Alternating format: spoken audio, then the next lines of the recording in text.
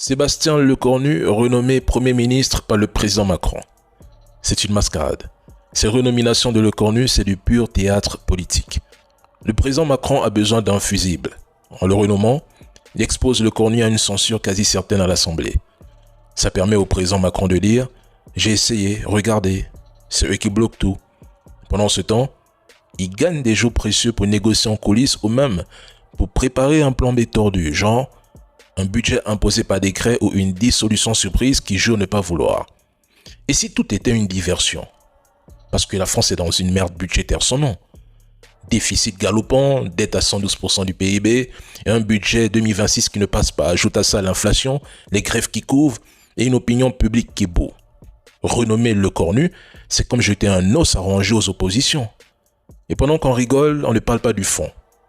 Qui tire vraiment les ficelles? Parce que ça sent le complot soft, où on laisse pourrir la situation pour justifier des mesures autoritaires plus tard. Le président Macron agit comme un monarque qui snobe l'Assemblée, les partis et même ses propres alliés. Lecornu renommé, c'est une insulte à ceux qui espéraient un sursaut démocratique, une cohabitation, un virage à gauche, ou même un peu d'humilité. Peut-être que l'idée est de pousser les oppositions à bout, jusqu'à une censure ou une révolte dans la rue pour ensuite jouer la carte du sauveur face au chaos. Il crée le problème, puis se pose en solution. Même Premier ministre recyclé en 48 heures, ça prouve quelque part que le système est à bout de souffle. Et ceux qui le tiennent n'ont plus que des tours de passe-passe pour retarder l'inévitable. La question, c'est: la Russie n'a plus aucune dette envers la Banque mondiale ni le FMI depuis le 31 janvier 2005, soit depuis 20 ans. Elle a remboursé l'intégralité de ses prêts, soit environ 3,3 milliards de dollars restants, avec 3 ans d'avance sur le calendrier initial.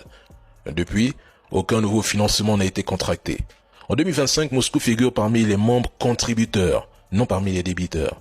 Ils n'ont plus besoin du FMI et de la Banque mondiale, c'est un dossier qui est classé. Il faut rappeler qu'une part importante de la dette extérieure russe actuelle provient désormais de créanciers asiatiques et d'alliés non occidentaux, principalement la Chine et l'Inde et certains pays du Moyen-Orient.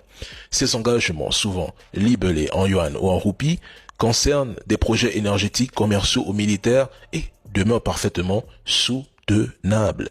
Ils s'inscrivent même dans une logique de souveraineté économique et de contournement du système financier occidental. Que ce soit la Chine ou la Russie, aucune des deux puissances ne dépend aujourd'hui des institutions financières occidentales ni des grands bailleurs multilatéraux. On les qualifie d'autoritaires ou de dictateurs, non pas seulement à cause de leur politique interne, ça c'est faux, mais surtout parce qu'ils ont rompu avec le système financier et politique dominé par l'Occident. En s'affranchissant du FMI, de la Banque mondiale et des circuits de financement occidentaux, la Russie comme la Chine, sur certains aspects, réduit son niveau de dépendance.